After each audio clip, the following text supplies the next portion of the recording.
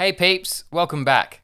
In this video, I'm going to be talking about Live's new instrument, Drift, which is now available in all versions of Live. And once you've updated Live to the latest version, you'll have it there waiting for you. There's already other videos out there going through Drift in more detail, so I'm going to do something a little bit different and show you the possibilities of Drift by making an entire track, crossing a few different genres, using nothing but Drift. To start off with, I'll briefly go through the different parts of Drift, then we'll look at the individual sounds, and then I'll play through the entire piece of music that I've put together. So one thing that makes Drift quite interesting is the unique oscillator shapes. And there's 7 in total for the main oscillator. Each of them have a shape control, which allows you to change the harmonics of that sound. So the first one is a sine wave with a wave folder. Second one is a triangle with a wave folder. Third one is kind of like a triangle that morphs into a saw wave. So it's a little bit brighter than a normal triangle.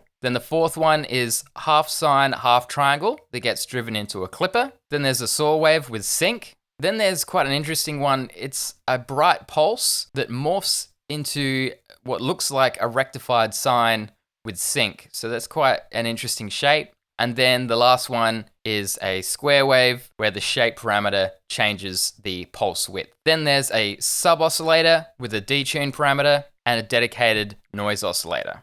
If you need extra oscillators, you can always group Drift into an instrument rack and use 2 instances of it. So you can have as many oscillators as you want and then use macros to control the common synth parameters. And I've done that a couple of times in my example, which I'll show you. Next is the filters and envelopes. So there's one low pass filter and one high pass filter. Now the low pass filter has 2 types, a 12 decibel per octave and a 24 decibel per octave. And the high pass filter is resonant. So it's a 2-pole filter or 12 decibel per octave with a little bit of resonance. It would be kind of nice to be able to adjust the high pass resonance, but you can kind of use it to your advantage, and I'll show you that in my examples. One thing that's really interesting about the filter is that it can be modulated at audio rate, which is quite rare. This is something I really like to do in modular synthesis because it gives quite a unique tone.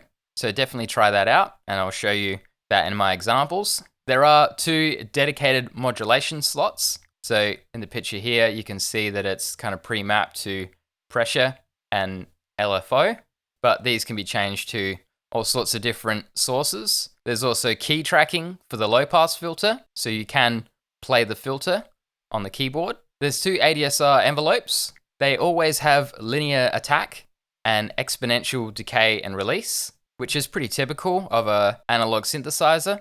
But envelope 2 can become a looping attack hold decay envelope that can go all the way up to audio rates. So incredibly useful, and I haven't really found any limitations in terms of modulation with Drift. Occasionally I'd use an LFO to modulate something, like Live's native Max for Live LFO, but for 90% of the sounds I made, and I made a lot, I could get away with just the modulation that was inside Drift. Which brings us to LFO modulation. So the LFO can do audio rate modulation, so you could use the LFO to modulate the rate of the filter, or the pitch of the oscillator, so it can do FM. There's also a dedicated modulator for the amount, as you can see here. So there's a few sources for that. And the shapes are quite interesting. So you've got all the basics: sine, tri, saw up, saw down, square, sample and hold, which is like random, wander, which is interpolated noise. So it's noise that's been smoothed over. And I'm pretty sure that's what's being used for the drift parameter, which we'll look at later. Then there's also linear envelope and exponential envelope, which is an additional envelope that you can apply to things like pitch to make things nice and plucky, or to very quickly map it to oscillator volume to get a more percussive type sound. Not shown on this screen is the mod matrix, which allows you to make 3 selections from 8 sources and 11 destinations. So as I mentioned, tons of modulation. Another thing where it gets interesting, the voice modes. The first 2 are pretty normal. Poly is just polyphonic voice mode, allows you to play multiple notes at a time, up to 32 voices, which is quite good. Mono is 1 note at a time, but this parameter here allows you to blend in the additional voices, adding thickness. So things can sound quite fat when that is up 100%. Stereo is similar to poly, but it adds additional voices that are panned, and then this parameter controls the width. Then there's unison, which again adds additional voices, but this time with detuning rather than panning. And this can make sounds really big. Then you've got the drift parameter. So this is one of the things that gives drift its unique character, and it basically adds very slow modulation to the pitch of the oscillators and the filter cutoff for all the voices. And this is something that would typically happen in an analog synthesizer. Now I'll go through each of these sounds individually and show you a little bit about how they were created, and then we'll listen to the overall example. So this first one is a kick drum.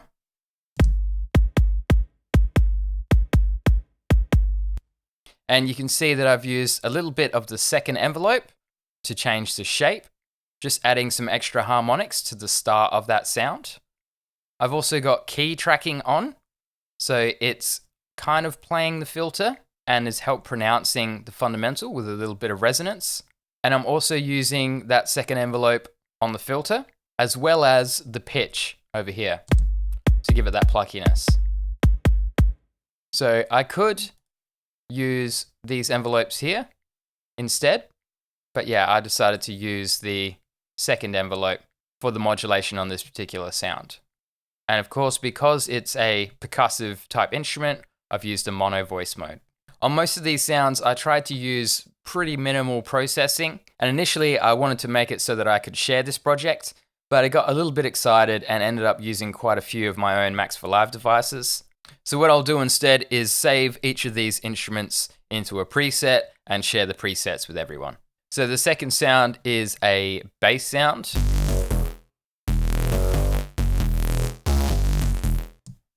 And I used 2 instances of drift here, so I'll solo the first one. Now I'm using a little bit of envelope 2 on the pitch to just add a bit more punch to this bass sound. I've got 2 oscillators, one's a square wave and one's a sine wave, which has a little bit of wave folding on it. And I am modulating the filter a little bit. And then this one is that interesting shape I mentioned earlier. And together,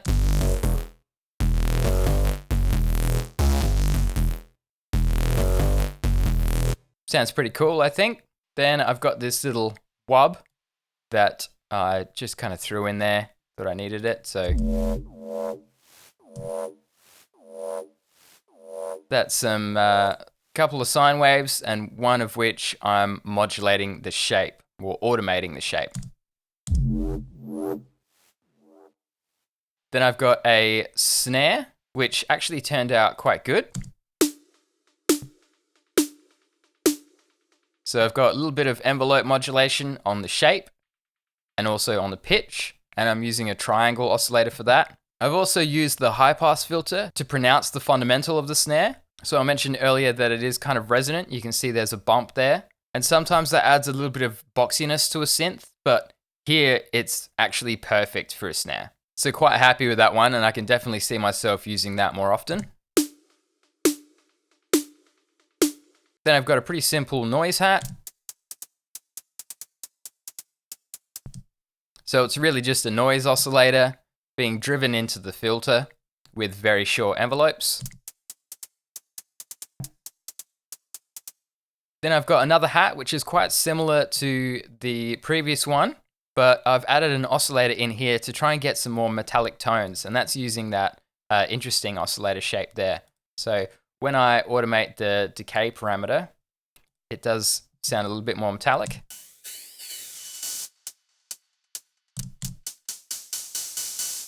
So it kind of works a little bit, cymbal-like. And then I've got this zappy type sound. So this is a square wave with pulse width modulation, and then resonance absolutely cranked with envelope 2 controlling the filter frequency to make it really plucky. So if I turn the resonance down, it's not quite as interesting.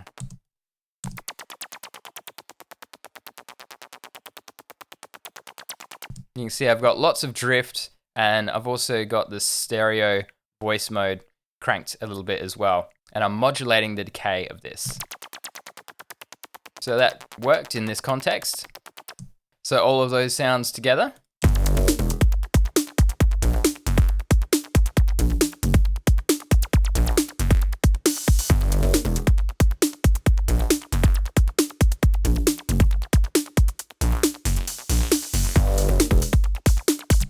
I won't play too much. We'll keep going through these synth sounds. So this next one is an arpeggiator. And I've got a chord effect on the input so that it's playing a perfect fifth for every note that's coming in. And then I do automate a delay echo to kind of add some variation to my pattern. With this one, there's a little bit less modulation. I'm using the triangle to saw waveform with a bit of shape. And the second oscillator, I've pitched down an octave and then a perfect fifth again. It's quite a fat sound. And then I've just got a little bit of envelope on the filter modulation. But I turn off these effects so you can hear it on its own. Still pretty cool. Then I've got a simple lead.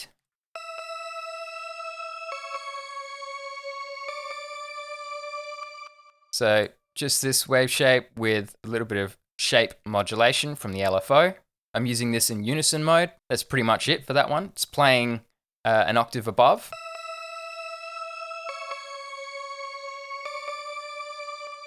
And if we play those together,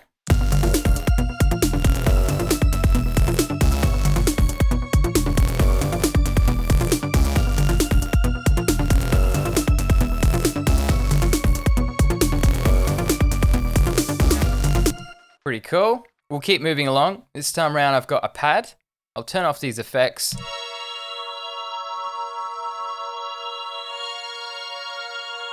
So a little bit of LFO modulating the shape of a triangle. And then for the second oscillator, I've got this particular wave shape. Not too much other modulation going on. Bit of drift. I've found that 20% is kind of my sweet spot, or at least it was for this particular project. Using this in unison mode. Yeah, that's pretty much it for this sound. With the effects. So I've got some reverb and some auto pan that I'm modulating. Then if we listen to those together.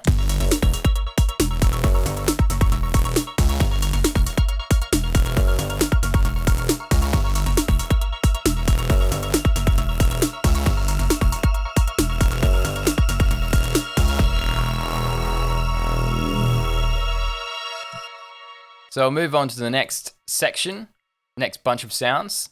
This time around, I went a little bit more movie score-ish, cinematic or ambient. And this first sound, I wanted something similar to a violin. So I tried to create that, which I think worked relatively well. I've got a bit of LFO on the shape parameter for that triangle to saw wave shape. Quite a lot of attack on this second envelope, which I'm using to control the amount of the LFO modulation. So as the note is sustained, it gets a little bit more modulation, kind of like if you were bowing a violin. So if we have a listen to that.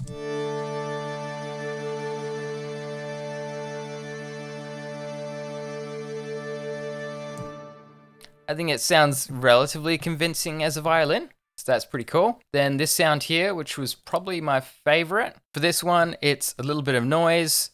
It's a detuned sub-oscillator and using the triangle to saw wave shape, which is probably one of my favorites. Not too much modulation, except for the envelope modulating the filter. And you can hear that one here.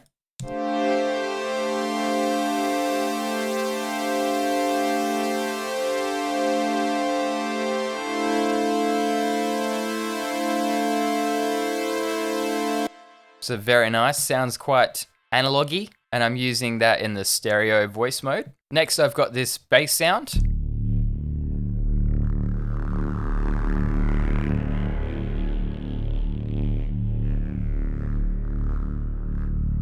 Which sounds great.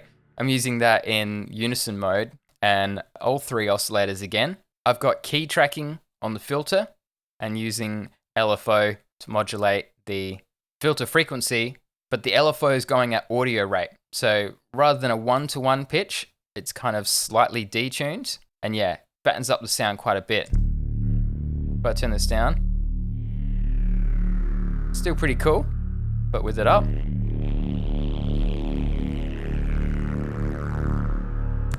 definitely adds some gnarliness to it. And again, the LFO amount is being modulated by this second envelope. So yeah, very cool sound, that one. And then also in this section, I wanted something kind of plucky and sparse and bright. So I made something that I called Sparkles. And that is using mostly sine waves, but I'm using the exponential envelope for the LFO. And I've got that mapped to the shape parameter of the first oscillator. So I'll just turn off some effects so you can hear it a little bit better.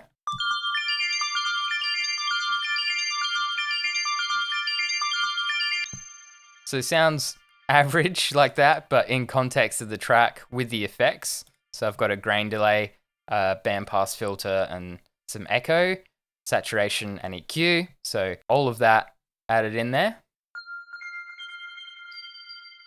It creates these sparse bell-like tones, which fit this example quite well. So we listen to all of that stuff together.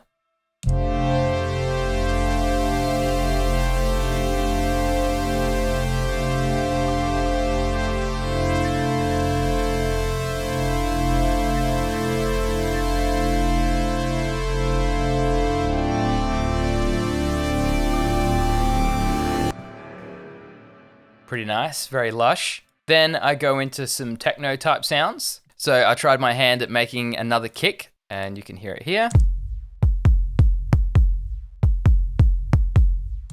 It's not bad. So I used the exponential envelope from the LFO, and that's mapped to the pitch. Then I've also got the second envelope modulating the filter a bit as well to kind of just take off a little bit of the top end, make it a little bit more kick-like.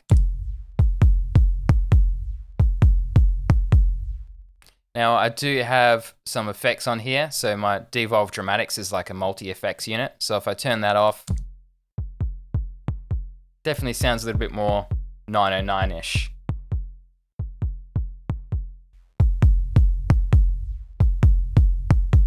Then I've got a shaker type sound. So I'm using the high pass filter and the low pass filter together to create a kind of bandpass filter that is somewhat centered around 7.5K. And this is the type of sound that I would use a lot in my music. And that works quite well. Then I've got this FM stab. So this is the kind of thing I would normally do with operator. And Drift definitely doesn't replace operator for me. They have quite different tonalities. And there's all sorts of options in operator with the choice of harmonics and also having 4 operators. But Drift can definitely do FM and it sounds quite different. And I'm doing the kind of thing that I would normally do in operator. So just using sine waves and yeah, one modulating another. There is a little bit of envelope modulation on the shape of this oscillator as well to add a little bit more pluckiness to it.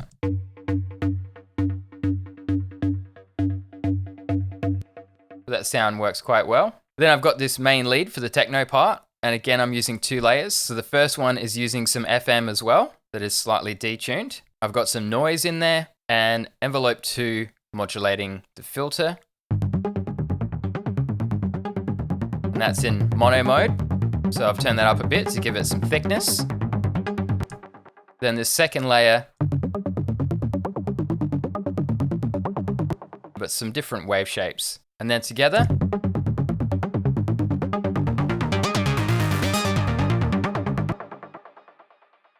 I think that sounds pretty good. And that's the type of sound that I would expect from something like my MFB Craftswerk that I have in Eurorack. Then I've got a stab here. So a very simple dub techno type sound, using the stereo voice mode with quite a lot of drift, a little bit of LFO modulation on the shape and playing some chords. And I've got a few filters that are sweeping around as well as some echo. So if I turn those off, it's just a nice plucky chord really. And lastly, I've got this string. So I used square wave oscillators with some pulse width modulation, a little bit of detuning, and I'm using the Wander LFO to modulate the shape. That's also in unison mode, and that sounds like this.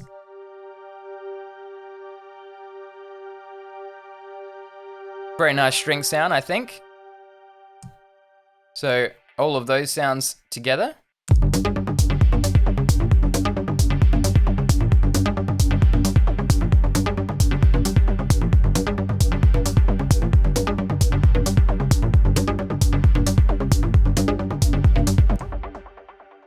So I had a lot of fun coming up with all these sounds, and I've definitely learned a lot more about drift in the process. These are my kind of tips when using drift.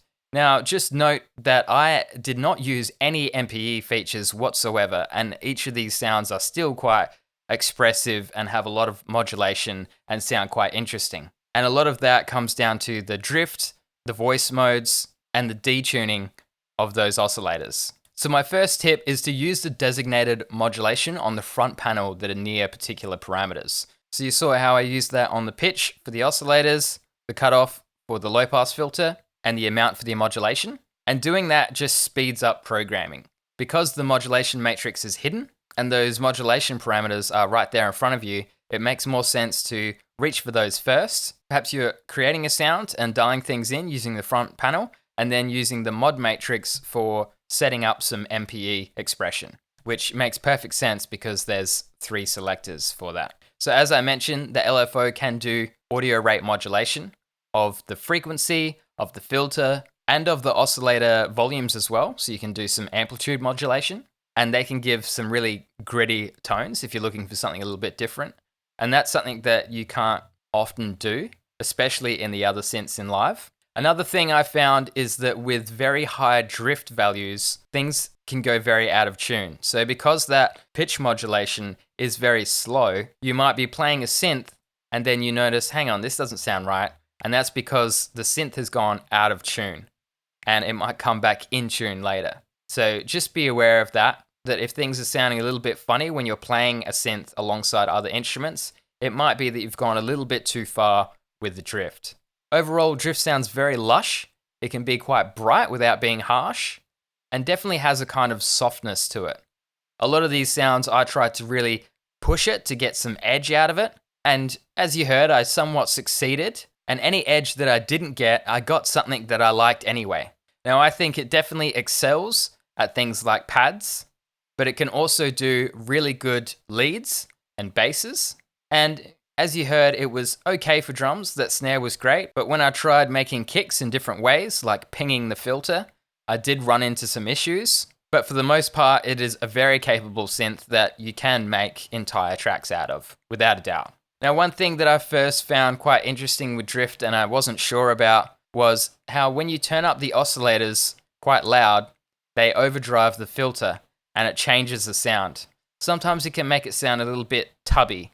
On closer inspection, it kind of looks like it's clipping those oscillators a little bit when it gets to the filter. And yeah, sometimes I like the sound of it, sometimes I don't. So remember that if you're happy with the sound, reach for the master volume rather than turning up the oscillators, so you don't mess with the tone that you've currently got. So in a moment, I'll play through the full example, but I'd love to hear your experiences with drift. And if you've got any questions, please chuck them in the comments. I'll be keeping an eye on those. And there should be something in the description for links to the presets. So let's have a listen.